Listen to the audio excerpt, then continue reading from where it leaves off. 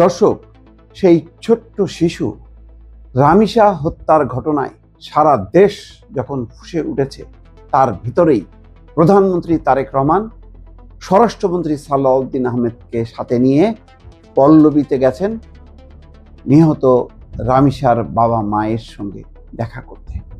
এটি অসাধারণ ঘটনা।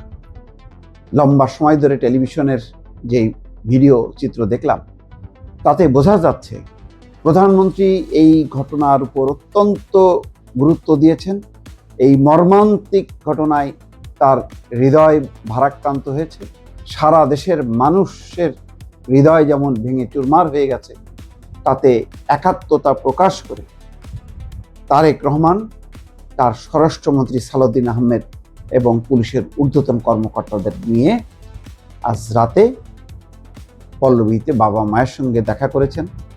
লম্বা সময় ধরে তাদের সেই শোকের কথা শুনেছে, সান্ত্বনা দিয়েছেন এবং এই হত্যার যাতে দ্রুত বিচার হয় তার ব্যবস্থা নেওয়ার জন্য স্বরাষ্ট্রমন্ত্রী এবং পুলিশ কর্তৃপক্ষকে নির্দেশ দিয়েছেন।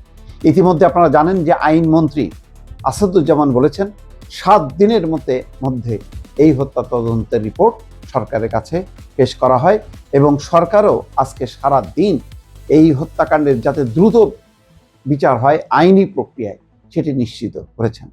কিন্তু আসলে সাধারণ মানুষের মন ভেঙে গেছে।